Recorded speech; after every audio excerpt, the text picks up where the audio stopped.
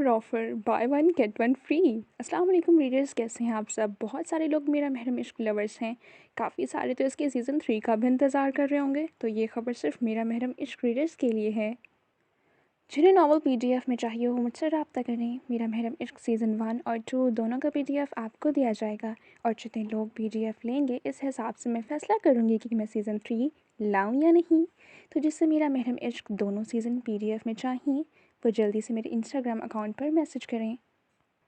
मेरा महरम इश्क का सीज़न 1 चूँकि इसकी ऑलरेडी पीडीएफ बन चुकी थी और किसी ने खुद ही बनाकर गूगल पर अपलोड कर दी थी, इसलिए मैं पहला सीज़न आपको बिल्कुल फ्री दूँगी।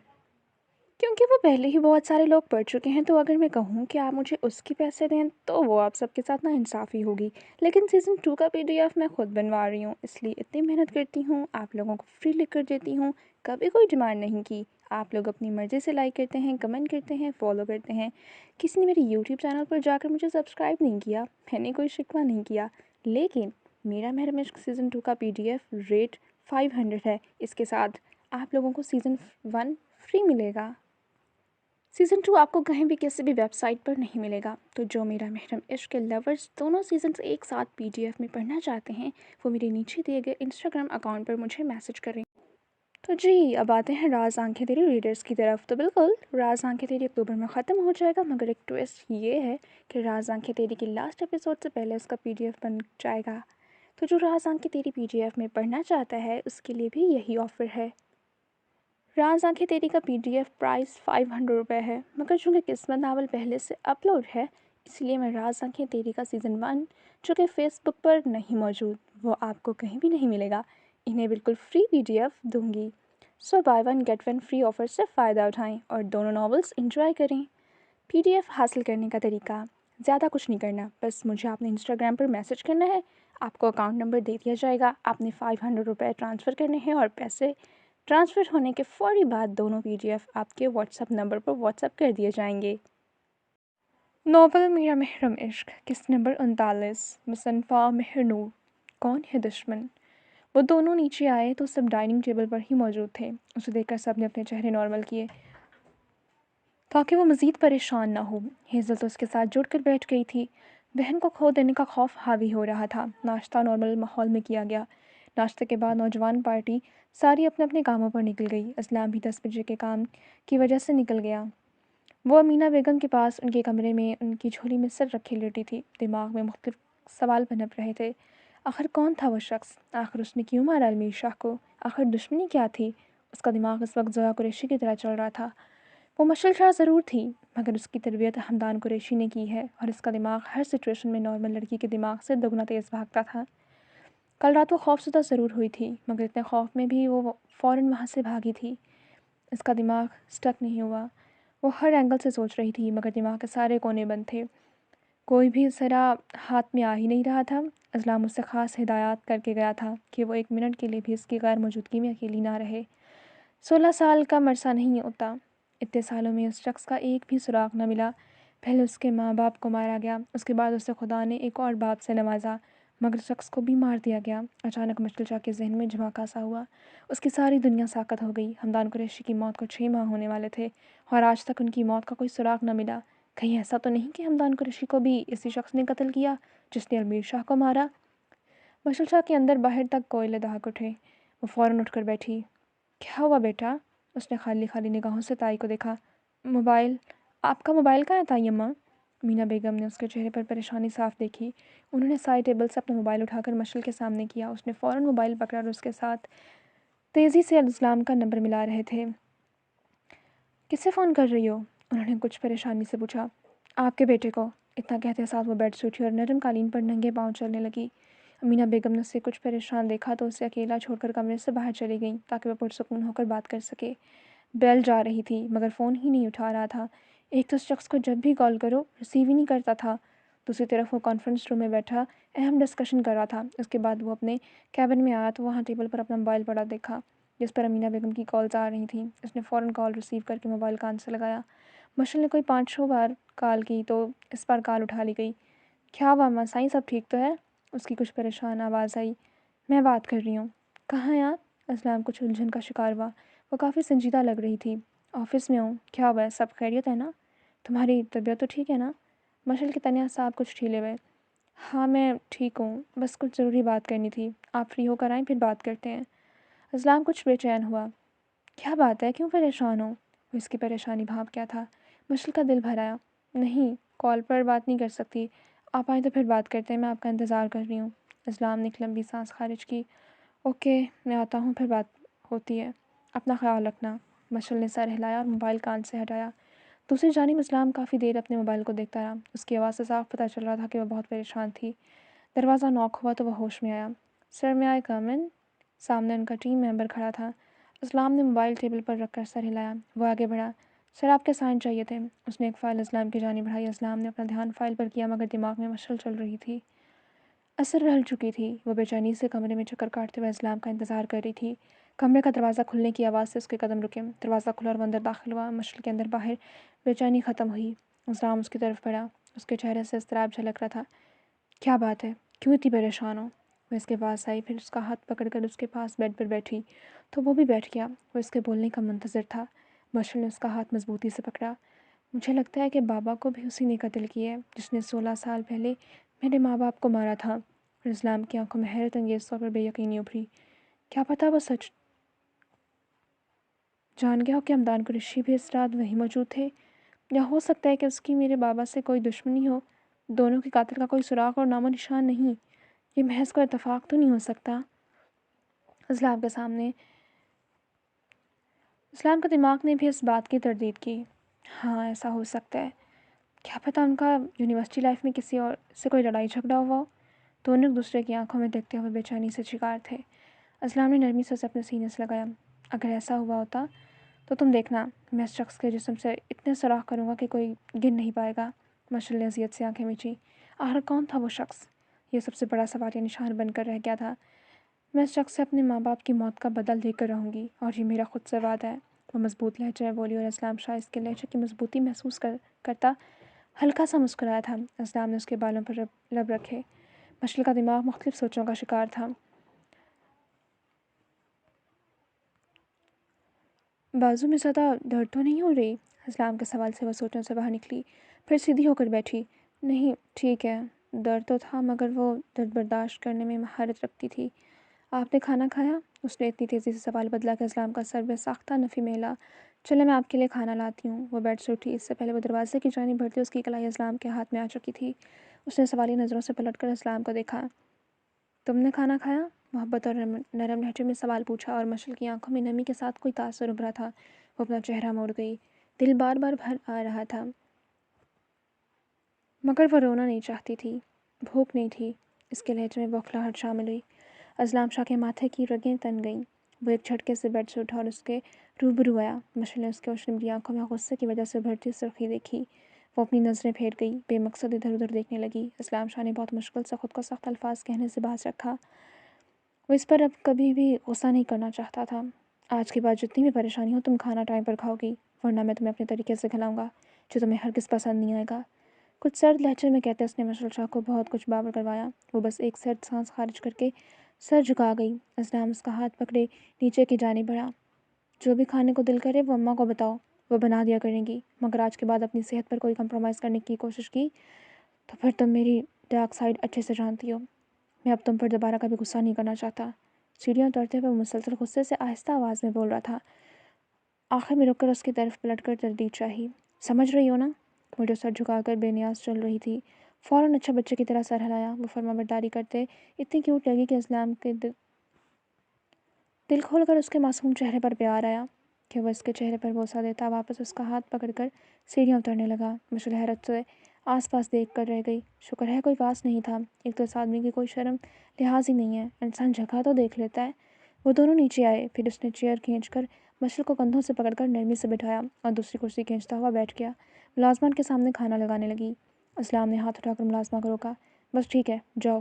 وہ فوراً کچن میں غائب ہو گئی۔ اس ٹائم سب ایک ساتھ ٹیبل پر کھانا نہیں کھاتے تھے۔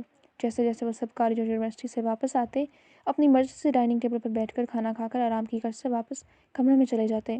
صبح رات کے وقت لاؤنج میں زیادہ رونق ہوتی تھی کیونکہ تب تقریباً سب یہیں موجود ہوتے تھے۔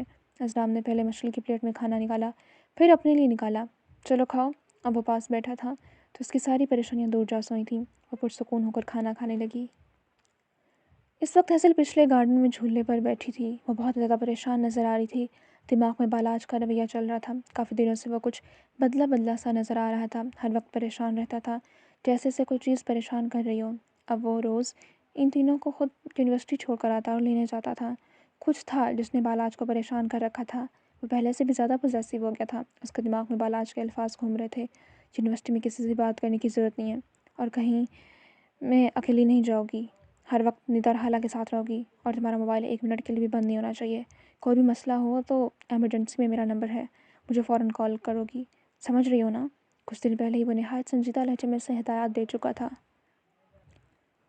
ہیزل کا ایک ہاتھ اپنے گلے تک گیا۔ اس میں ایک پینڈنٹ لٹک رہا تھا۔ کچھ دن پہلے ہی وہ اس کے کمرے میں آ کر اسے یہ پہنا کر گیا تھا۔ وہ ایک انسانی دل کی شکل کا پینڈنٹ تھا، جو تمہارے گلے سے 1 سیکنڈ کے لیے بھی اترنا نہیں چاہیے۔ وہ کافی سختی سے ہیزل کو ہدایت دیتا پہنا رہا تھا۔ آخر کیا ہوا تھا؟ وہ کیوں پریشان تھا؟ ہیزل کا دماغ مختلف سوچوں کا شکار تھا، اور کل رات جو مشل کے ساتھ ہوا، اس کے بعد ہیزل کی جان پر بن آئی تھی۔ اتنے سالوں بعد تو سب کچھ ٹھیک ہونے لگا تھا۔ اگر اس کی بہن کو کچھ ہو جاتا تو؟ اس کی آنکھوں میں نمی چمک رہی تھی۔ ندا سے اسے نہ پا کر یہیں آ گئی۔ ہیزل اپنی سوچوں میں الجھی، کب اس کی آنکھوں سے آنسو بہہ نکلے اسے پتہ بھی نہ چلا۔ ہیزل، تم یہاں بیٹھی ہو؟ میں تمہیں ساری حویلی میں ڈھونڈ رہی ہوں۔ ندا کی آواز سے وہ ہوش میں آئی، پھر اپنے سارے آنسو صاف کیے اور سیدھی ہو کر بیٹھی۔ ندا بھی اس کے سامنے آ کر جھولے پر بیٹھ گئی۔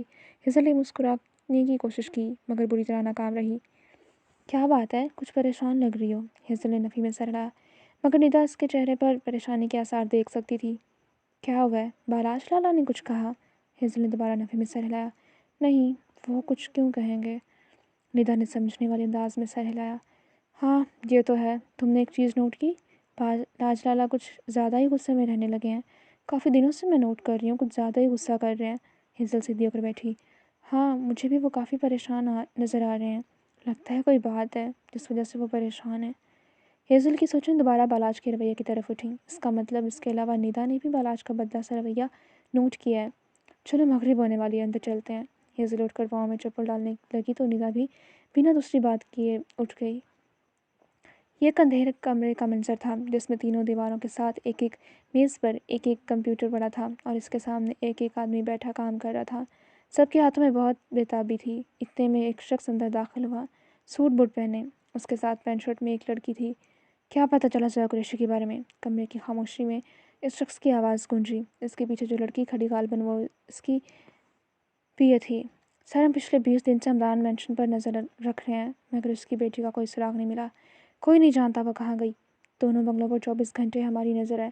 وہ عورت جو ہمدان قریشی کی ملازمہ تھی، وہ اپنی فیملی کے پاس جا چکی تھی۔ وہ بنگلہ بند پڑا ہے، اور دوسرے بنگلے میں کچھ ملازم رہتے ہیں۔ وہ لڑکی مکمل طور پر تفصیل بتا رہی تھی۔ اس شخص نے جھک کر اسکرین کو دیکھا جہاں ہمدان مینشن نظر آ رہا تھا۔ ان ملازمین سے کچھ پتہ چلا؟ اس نے نظریں اسکرین پر ٹکائے سوال کیا۔ سر، ملازمین میں صرف ایک ٹین ایجر لڑکی ہے جس کا نام ہنا ہے۔ میں نے اس سے ملاقات کی تھی۔ میں نے اسے یہ کہا کہ میں ان کے ایریا میں نئی شفٹ ہوئی ہوں اور ان کے بنگلے میں کون رہتا ہے۔ اس نے یہ بتایا کہ بنگلے کے مالک دبئی میں رہتے ہیں، ہم بس ملازم ہیں، اور ان کے گھر میں کوئی بھی 22-23 سالہ کی لڑکی ہے ہی نہیں۔ اور یہ سچ ہے سر، اس گھر میں واقعی کوئی نہیں رہتا۔ اس شخص کے چہرے پر غصے کے تاثرات نمایاں ہوئے۔ چاہے زمین آسمان ایک کرو، مگر ضیاء قریشی کو ڈھونڈو، مجھے وہ لڑکی ہر حال میں چاہیے۔ اس کی نظر اب اسکرین پر گئی جہاں 16 سالہ ضیاء قریشی ہمدان قریشی کے ساتھ لندن کے ایئرپورٹ پر کھڑی تھی۔ اس شخص نے غصے سے ہاتھ کی مٹھی بنا کر ٹیبل پر ماری۔ تم بہت جلد میری قید میں آؤ گی، تم تو خزانے کی چابی ہو۔ وہ شخص آنکھوں میں دیوانگی لیے اس تصویر کو تکتا ہوا بولا۔ کمرے میں موجود ہر فرد کے ہاتھوں میں تیزی آ گئی۔ موبائل فون ٹریس کرو، ہیک کرو، مگر ڈھونڈو، مجھے ضیاء قریشی چاہیے۔ وہ غصے سے چیخا کہ سب کے چہروں پر خوف نمودار ہوا۔ وہ دونوں اس وقت تیسرے فلور کے ٹیرس پر بیٹھے تھے۔ اسلام کے ہاتھ میں کافی کا مگ تھا اور مشل رات کے سپہر آسمان پر چمکتے چاند کو دیکھ رہی تھی۔ اسلام نے نظر اٹھا کر اس کے چہرے کو دیکھا۔ چاند کی روشنی میں اس کے چہرے پر نور چمک رہا تھا۔ اسلام شاہ محبوب زدہ اس حسین منظر کو دیکھتا رہ گیا۔ وہ یکٹک آسمان پر چاند کو دیکھ رہی تھی، اور اسلام شاہ بنا پلک جھپکے آنکھوں میں ایک انمول تاثر لیے اسے دیکھ رہا تھا۔ نہ جانے کتنے پل گزرے گئے، وہ دونوں اپنے اپنے چاند کو دیکھتے رہے۔ بلاخر اسلام نے خاموشی توڑی۔ اتنے غور سے چاند میں کیا تلاش کر رہی ہو؟ خاموشی کے ساتھ ماحول کا فسوں بھی ٹوٹا۔ 6 سالہ مشل شاہ کا چہرہ تلاش رہی ہوں۔ وہ اب بھی ویسے ہی چاند کو دیکھ رہی تھی۔ اسلام شاہ نے کچھ حیرت اور الجھن سے اسے دیکھا۔ آئینہ دیکھ لو، مل جائے گا، اس نے مسکراہٹ کے ساتھ جواب دیا۔ نہیں، آئینہ تو بس ذرا قریشی کا چہرہ دکھاتا ہے، میں تو چاند میں 6 سالہ مشل شاہ کا چہرہ ڈھونڈ رہی ہوں جو چاند کو دیکھ کر آپ کی آنکھوں کے سامنے آتا ہے۔ اس نے ایک بار بھی اسلام کو نہیں دیکھا۔ وہ بہت عام لہجے میں کہہ رہی تھی، مگر اسلام کی مسکراہٹ اگلے ہی پل غائب ہوئی۔ اس کی آنکھوں میں کانچ کی کرچیاں چپھ گئیں۔ کیا وہ بہت خوبصورت تھی؟ ہنوز چاند پر نظریں ٹکائے سوال کیا۔ اسلام کے اندر کچھ گھائل ہوا۔ کون؟ اور اس سب میں پہلی بار مشل نے گردن موڑ کر اسلام کو دیکھا۔ دونوں کی نظریں ملی اور روشن بلیوں آنکھیں 2 سے 4 ہوئیں۔ آپ کی مشل؟ اس کے چہرے پر آج بھی زخمی مسکراہٹ تھی جس نے اسلام کو تکلیف پہنچائی۔ تم کون ہو؟ اسلام نے سنجیدگی سے پوچھا۔ وہ کچھ چونکی، پھر تلخی سے مسکرائی۔ ایک پہچان ہوتی تو بتاتی۔ 2 کشتیوں کے مسافر کی کوئی منزل نہیں ہوتی۔ دنیا کی کیے تو ذرا قریشی ہوں، اور آپ کے لیے وہ نظر زمین پر ٹھکا گئی۔ مزید الفاظ ملے ہی نہیں۔ اسلام نے اس کی کرسی کو اپنی جانب کھینچا کہ مشل اس کے بہت قریب آ گئی۔ مشل کا چہرہ اسلام کے چہرے کے پاس آیا۔ اس نے چٹیاں کر رکھی تھی، اس میں سے کچھ آوارہ لٹیں اس کے چہرے کے گرد بکھری تھیں۔ اسلام نے اپنے ہاتھ سے ان لٹوں کو کان کے پیچھے کیا۔ تم خود کو وہ کہہ کر کیوں مخاطب کرتی ہو؟ ہاں میں مانتا ہوں تم نے ایک زندگی ذرا قریشی بن کر گزاری ہے، اور ایک ساتھ 2 پہچانوں کے ساتھ جینا مشکل ہوتا ہے، اور یہ میں بہت قریب سے جانتا ہوں۔ وہ بہت نرم لہجے میں ایک لفظ ادا کرتا اسے سمجھا رہا تھا۔ اس کی خوبصورت آواز کے سحر میں وہ ایسے جکڑی کہ سب کچھ بھول گئی۔ بہت عرصے بعد وہ غور سے اس کے چہرے کو اتنے قریب سے دیکھ رہی تھی۔ تم حق اور مان سے خود کو مخاطب کیا کرو کہ میں مشل شاہ ہوں۔ تم ہی مشل شاہ تھی، تم ہی مشل شاہ ہو، اور تم ہی مشل شاہ ہی رہنا۔ اسلام نے نہایت نرمی سے اپنی انگلی کے پورٹ سے اس کے گال کو چھوا۔ جس دن تم پیدا ہوئی اس دن بھی تم بہت خوبصورت تھی، بالکل نور میں چمکتی ہوئی گڑیا۔ تم اتنی خوبصورت اور سفید ملائی جیسی نرم و ملائم تھی کہ تمہیں دیکھ کر بس ایک لفظ دماغ میں آتا، سنو وائٹ۔ اور اس دن تم میری سنو وائٹ بن گئی۔ مشل کے دل میں پھوار سی برسی۔ تم 6 سال کی عمر میں اور زیادہ خوبصورت ہو گئی، اور 16 سال کی عمر میں تم پہلے سے زیادہ خوبصورت لگنے لگی۔ 18 سال کی عمر میں تمہارا حسن مزید بڑھ گیا، اور آج 22 سال 7 ماہ اور 20 دن کی عمر میں تم سب سے زیادہ خوبصورت لگتی ہو۔ تمہاری خوبصورتی وقت کے ساتھ بڑھتی جا رہی ہے۔ آئندہ چاند کو حسرت سے دیکھنے کے بجائے آئینہ دیکھ لینا، یا خود کو میری آنکھوں سے دیکھ لینا۔ تمہیں اندازہ بھی نہیں ہے کہ تم مجھے کتنی خوبصورت لگتی ہو۔ مشل کے سارے زخم غائب ہو گئے۔ وہ محبوب زدہ اس کے الفاظ میں کھو گئی۔ آپ تو ایک ایک دن کا حساب کیے بیٹھے ہیں، وہ سحر زدہ بولی کہ اسلام کا کہکا بے ساختہ تھا۔ مشل کی آنکھوں میں انوکھی چمک اور انمول تاثر ابھرا، ایسا تاثر جس نے اسلام شاہ کو ساکت کیا۔ اس کی آنکھیں مسکرا رہی تھیں۔ ہو خدایا، مشل شاہ کی آنکھیں مسکرائی تھیں۔ اسلام شاہ دل کھول کر مسکرایا کہ اس کے دونوں ڈمپل نمودار ہوئے۔ مشل کا ہاتھ بے اختیار اٹھا اور اس کے ڈمپل کو چھوا۔ اب میں جو بولوں گا تم میرے پیچھے وہی دہراؤ گی۔ اسلام کے سحر میں وہ ایسی جکڑی کہ کسی چیز کی ہوش نہ رہی۔ اس نے کسی سحر زدہ شخص کی طرح اپنا سر ہاں میں ہلایا۔ میں مشل شاہ ہوں، اسلام نے نرمی سے الفاظ پر زور دیا۔ میں مشل شاہ ہوں، وہ اس کے پیچھے دہرانے لگی۔ مجھے خود پر فخر ہے کہ میں مشل شاہ ہوں، وہ بولتا گیا۔ وہ دہراتی گئی۔ میں اسلام شاہ کی زندگی میں آنے والی پہلی اور آخری عورت ہوں۔ میں مشل شاہ ہوں، یہی میری اصل حقیقت اور پہچان ہے۔ وہ خاموش ہوئی۔ اسلام شاہ اب بھی نرم نظروں سے اسے دیکھ رہا تھا۔ مشل کے اندر کسی نے نئی جان یا قوت ڈال دی تھی۔ کیسا محسوس ہو رہا ہے؟ اسلام کے سوال سے وہ بہت خوبصورتی سے مسکرائی۔ ایسا لگ رہا ہے جیسے میں آزاد ہو گئی ہوں، دوہری قید سے ایک نئی زندگی ملتی محسوس ہو رہی تھی۔ اس کے لہجے میں سکون اور خوشی تھی۔ اب بتاؤ تم کون ہو؟ میں مشل اسلام شاہ ہوں۔ آج سے میں نے ذوق قریشی کی پہچان کو آزاد کر دیا۔ اس کی ساری الجھنیں سلجھ گئی تھیں۔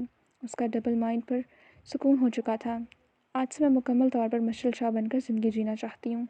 اسلام شاہ کے دل میں سکون اترتا محسوس ہوا۔ اس کی الجھن اچھے سے سمجھ رہا تھا، اس لیے اس کے مائنڈ کو احتیاط سے پرسکون کرنے کی ضرورت تھی۔ اسلام نے نرمی سے جھک کر اس کے چہرے پر ایک نقش کو لبوں سے چھوا۔ وہ ابھی تک اس کے سحر میں جکڑی سے دیکھ رہی تھی۔ کیا بہت خوبصورت لگ رہا ہوں؟ اسلام نے مسکراہٹ دبائے پوچھا۔ وہ ہوش میں ہی کہاں تھی؟ بہت زیادہ۔ اسلام شاہ حیران ہوا۔ اس کے چہرے میں اطلاق ہو گئی کہ کسی چیز کی ہوش ہی نہیں رہی۔ اس نے اپنا سر اونچا کیا اور بے اختیار اسلام شاہ کی پیشانی پر بوسہ دیا۔ اسلام شاہ کو لگا وہ تپتی صحرا کی دھوپ سے ٹھنڈے گلستان کے چھاؤں میں آ گیا ہے۔ سر کے بعد اس نے اسلام کے دونوں ڈمپل پر بھی لب رکھے۔ اسلام کو تو ہارٹ اٹیک آتے آتے بچا۔ اسے مشل شاہ سے یہ امید ہرگز نہیں تھی۔ وہ بے یقینی سے اسے دیکھ کر رہ گیا۔ تم ہوش میں تو ہو؟ اس نے کچھ سنجیدگی سے پوچھا اور وہ سہزدہ ہاں میں سر ہلا گئی۔ اسلام تو شوق میں تھا۔ نہیں، مجھے تمہاری طبیعت ٹھیک نہیں لگ رہی، ورنہ تم اور مجھ پر پیار نچھاور کرو، یہ ناممکن ہے۔ وہ ہنوز مسکرا رہی تھی۔ بیگم ایسے مت دیکھو، میں بے قابو ہو جاؤں گا۔ مشل کی گال کو تھپا۔ तपा कर वो इसे होश में दिला रहा था, मगर उसका अर्तकाज न टूटा। असलाम ने उसे दोनों कंधों से पकड़ कर हिलाया। उसका सारा सहर टूट गया। हाँ, क्या कर रहे हैं? पागल तो नहीं हो गए हैं? उसने इस्लाम से अपने कंधे छुड़वाए। आपकी उंगलियां हैं या चाकू? किस तरह कंधों में दर्द कर रही हैं? इस्लाम ने पुरसुकून सांस खारिज की। ओह, तुम तो बिल्कुल ठीक हो। मैं तो परेशान हो गया था। और इस बात पर मशल ने तीखे तेवरों से उसे घूरा। हाय, कितना अच्छा ख्वाब देख रही थी, सब बर्बाद कर दिया। कुछ ड्रामाई अंदाज में कहती अपनी हथेली पर थोड़ी जमाई। इस्लाम ने उससे पास कुछ राजदाना अंदाज में झुका। अच्छा, ऐसा क्या ख्वाब देख रही थी? उसने एक नज़र इस्लाम को कुछ नरमी से देखा। आपको प्यार से देख रही थी, मगर नहीं, आपसे तो मेरे अच्छे ख्वाब भी बर्दाश्त नहीं होते। इस्लाम ने बहुत मुश्किल से अपनी हंसी काबू की, फिर उसके कान के पास झुका। बेगम, तुम अभी जो खुली आंखों से देख रही थी वो कोई ख्वाब नहीं, हकीकत थी। और इस हकीकत में तुम मुझे 3 किस दे चुकी हो। और मशलजा की आंखों में हैरत अंगेज़ तौर पर बेयकीनी उभरी। उसकी आंखें फटी की फटी रह गईं। इस्लाम ने काफ़ी दिलचस्पी से इसे हैरान होते देखा। अगले ही पल टेरेस पर उसकी खूबसूरत खिलखिलाती हंसी गूंज उठी। उसने फातिहाना नज़रों से इस्लाम शाह को देखा। आपको क्या लगा, मैं इतनी देर से आपका हुस्न देख रही थी, या मैं कोई सो कॉल्ड लुक्स पर मरने वाली लड़कियों में से हूँ? उसने इस्लाम की आंखों में झांका। इस्लाम कुछ उलझन का शिकार हुआ। मैं तब से अपने पूरे होशो हवास में थी, और इतनी जल्दी मशलशा किसी शहर में नहीं जकड़नी जाती। हाँ, तो क्या कह रहे थे? बेगम, ऐसे मत देखो, बेकाबू हो जाऊंगा। सर, आप जुर्रत करके तो देखें, फिर आपको एक नई सज़ा मिलेगी। और इस्लाम शाह भौंचा कर रह गया। मशल शाह ने अपने दांतों की नुमाइश की। वैसे कैसी लगी मेरी एक्टिंग? मेरा हिसाब बहुत मजबूत है। वो दोबारा खिलाकर हंस पड़ी, और इस्लाम उसे हंसते हुए देखकर इसके सहर में जकड़ गया। कुछ पल बाद उसने अपनी हंसी रोकी, फिर चेहरा मोड़कर लंबे लंबे सांस लेने लगी। सच तो ये था कि वाकई उसके सहर में खो गई थी, मगर वो इस्लाम शाह के सामने ये मानकर इसको ज़्यादा मगरूर नहीं करना चाहती थी। इसे खुद पर गुस्सा आ रहा था। एक तो ये शख्स हिप्नोटाइज करके अपने नज़दीक करने का फ़न भी जानता था, और वह कुछ पल तो वाकई होशो हवास खो गई थी। शुक्र है वक्त रहते होश में आई, वरना क्या पता ये शख्स कब तक अपने सहर में उलझा कर रखता। इस्लाम को अचानक कुछ याद आया और वह कुछ संजीदा हुआ। मसल ने भी नॉर्मल होकर अपना चेहरा सीधा किया। अच्छा सुनो, मुझे तुम्हें कुछ बताना है। मसल भी संजीदा होकर उसे सुनने लगी। मैंने आका जान से बातों के दौरान कुछ इन्फॉर्मेशन ली है। उसके बाद इस्लाम ने उसे हमदान कुरैशी और बहरोज शाह के दरमियान यूनिवर्सिटी में होने वाले झगड़े से लेकर पिलवशा का रिश्ता मांगने तक की सारी बात बता दी। मशल शाह की आंखों की सारी चमक और हंसी गायब हो चुकी थी। तो इसका मतलब हुप्पो का रिश्ता बचपन में बहरोज शाह से तय हुआ था, और यूनिवर्सिटी की इस लड़ाई के बाद बाबा साई ने तोड़ दिया। और ये बात बहरोज शाह से बर्दाश्त की हुई, मगर दूसरी बार भी हमदान कुरैशी ने पिलवशा को बचा लिया। ऐसा हो सकता है कि वही कातिल हो, बाबा का भी और अम्मा और बाबा साईं का भी। मशल की बात पर इस्लाम ने सर हिलाया। इस्लाम के चेहरे पर कुछ उलझन थी। हाँ, ये सारी कड़ियाँ तो यहीं कहती हैं, मगर इन सब में एक चीज़ है जो इस कहानी में ट्विस्ट है। मशल ने कुछ ना समझी से इस्लाम को देखा। 2 साल पहले बरोज शाह की मौत हो चुकी है, तो वो 2 दिन पहले किसी तुम पर इस हवेली में हमला कर सकता है। और मशल की आंखें फटी की फटी रह गईं। उसकी आंखों में जो कातिल को पकड़ने की रमक उभरी थी वो वहीं ख़त्म हो गई थी। एक सिर हाथ आया था तो सिरा ही टूट गया। मतलब इन सब के पीछे बहरोज शाह के अलावा कोई और है? इस्लाम ने सर इस बात में लाया, और फिर एकदम मायूस हुई। इस्लाम उसके चेहरे पर साफ मायूसी देखी। क्या तुम्हें मौत से डर लगता है? इस्लाम का संजीदा सवाल से उसने बेहद हैरत से चेहरा उठाकर इस्लाम को देखा। उसका सर फौरन नफ़ी में हिला। मौत से डर नहीं लगता, मौत तो बरहक है, एक दिन आकर ही रहनी है। उस रात मैं डर गई थी, क्योंकि बचपन का ट्रॉमा ट्रिगर हो गया था। इस्लाम ने समझने वाले अंदाज में सर हिलाया। मगर कुछ वक्त पहले तक तो तुम मर जाना चाहती थी। इस्लाम ने आम से लहजे में सवाल किया। उसके चेहरे पर ज़ख्मी मुस्कान आई। हाँ, तब तन्हाई काट खाने को दौड़ती थी। कुछ इन दिनों हुए वाक़यात ने ज़िंदगी जीने की वजह छीन ली थी। तब तो बस ज़िंदगी गुजार रही थी। वो अपनी झोली में मौजूद हाथों को देखती बोल रही थी। इस्लाम नरमी से उसके चेहरे को ही देख रहा था। और अब? इस सवाल पर मशल के चेहरे पर दोबारा मुस्कुराहट आई, मगर इस बार वो तलख नहीं थी। अब इतने सारे रिश्ते मिल गए हैं, मैं खुश रहने की कोशिश करने लगी हूँ। तन्हाई का बोझ ख़त्म हो चुका है। अब मैं जीना चाहती हूँ, आपके साथ सब कुछ भूलने की कोशिश करके एक पुरसकून ज़िंदगी चाहती हूँ। मगर मुझे डर है कि वो शख्स कहीं आपको मुझसे छीन न ले। अज़लाम ने एक तकन ज़दा सांस खारिज की, फिर उसे नरमी से अपने साथ लगा लिया। अभी तुमने ही कहा कि मौत बरहक है, तो वो तो आकर ही रहेगी, इसलिए मेरी मौत को कोई टाल नहीं सकता। हाँ, तो मेरी हिफाजत की दुआएं करोगी तो वो तुम्हारी दुआ ज़रूर सुनेगा। मैं भी चाहता हूँ कि अब सब कुछ नॉर्मल हो जाए। तुम खुश रहो, इसलिए ज़्यादा परेशान मत हुआ करो।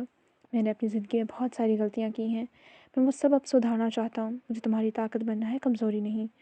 اور وہ شخص میرا کچھ بھی بگاڑ نہیں سکتا۔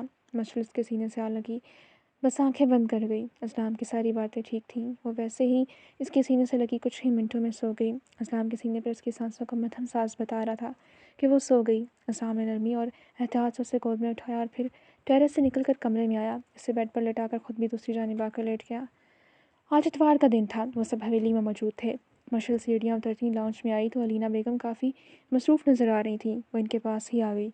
کیا بات ہے چچی، کوئی مہمان آ رہے ہیں؟ علینا بیگم کو کھانوں کی تیاری کرتا دیکھ کر وہ سوال پوچھ رہی تھی۔ ہاں بیٹا، میری بھابھی اور ان کے بچے آ رہے ہیں، وہ کافی سال بعد آ رہے ہیں۔ اصل میں کچھ سال پہلے خاندانی رنجشوں کی وجہ سے ہمارا بول چال بند ہو گیا تھا۔ بہروز بھائی کی موت کو 2 سال ہو چکے ہیں، میں تو اپنے بھائی کی میت پر بھی نہ جا سکی۔ وہ لاہور شفٹ ہو گئے ہیں، ویسے تو ان کا آبائی گھر دوسرے گاؤں میں ہے، تو وہ حیدرآباد آئے ہوئے ہیں۔ انہوں نے مجھے خود فون کر کے بتایا کہ وہ آ جائیں گے، اس لیے آج مجھے بہت خوشی ہو رہی ہے۔ وہ مشعل سے مکمل تفصیلات بانٹ رہی تھیں۔ مشعل نے بس سر ہلانے پر اکتفا کیا۔ رینا بیگم بہروز شاہ کی بہن تھیں۔ مشعل کا دل بد مزہ سا ہوا۔ اس شخص کے ذکر نے سارا موڈ خراب کر دیا۔ امینا بیگم اور انیلا بیگم دونوں بہنیں تھیں۔ ان کے والد آغا جان کے دوست تھے، اس وجہ سے آغا جان نے اپنے بیٹے کے لیے امینا بیگم کا رشتہ اپنے دوست سے مانگا تھا اور وہ شاہ خاندان کی سب سے بڑی بہو کے رتبے پر فائز ہوئیں۔ تو وہیں دوسری طرف انادیہ بیگم اور ساجدہ بیگم دونوں شاہ خاندان سے ہی تھیں، آغا جان کے چچا زاد کی بیٹیاں۔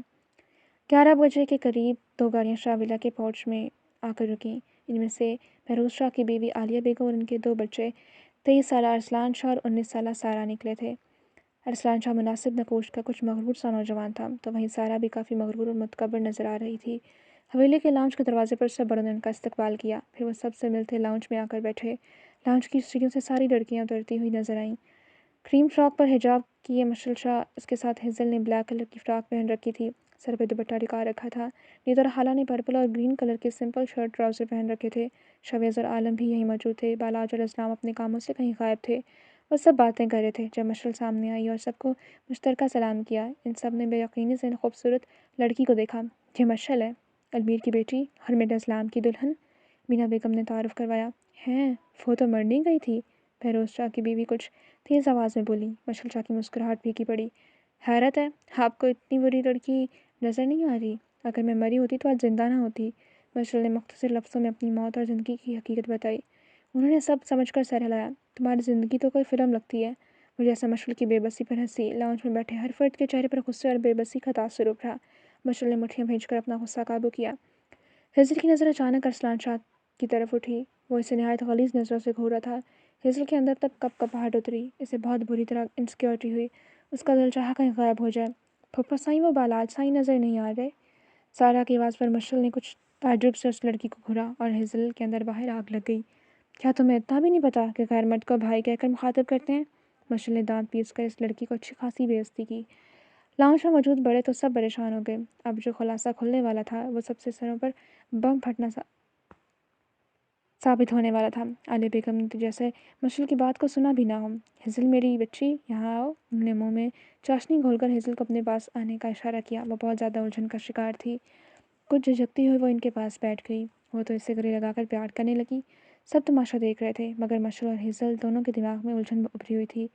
بس بھائی صاحب، اب میں تو اپنی امانت لینے کے لیے آئی ہوں۔ میں چاہتی ہوں کہ بچوں کی شادی کر دی جائے۔ آپ جلدی سے ہیزل کو میرے ارسلان کی دلہن بنا دیں۔ ہیزل شاہ کے سر پر آسمان بڑے زور سے پھٹا تو وہیں مشعل کی آنکھیں پھٹی کی پھٹی رہ گئیں۔ ندا اور حالہ کا حال بھی الگ نہ تھا۔ عالم اور شاویز نے زور سے مٹھیاں بھینج کر اپنے غصے کو قابو کیا۔ ہیزل کے کان سائیں سائیں کرنے لگے، وہ ساکت بیٹھی رہ گئی۔ علینا بیگم کے دل میں تکلیف سے گرہیں اٹھیں، وہ کچھ بھی کہنے کے قابل نہ رہیں۔ آقا جان تو یہاں موجود نہیں تھے۔ مینا بیگم نے ہمت کرتے الفاظ تلاشے۔ عالیہ، اب یہ نہیں ہو سکتا، ہیزل کی شادی شدہ بیٹے سے نہیں ہو سکتی۔ اور عالیہ بیگم کی آنکھوں میں مرچیاں چبھ گئیں۔ آئے ہائے، کیوں نہیں ہو سکتی؟ بھول گئی آپ کی ساس نے مرنے سے پہلے خود میرے ارسلان اور ہیزل کا رشتہ طے کیا تھا، اور وہیں بالاج اور سارہ کا۔ ہیزل کا وجود زلزلوں کی زد میں آ گیا۔ جاری ہے۔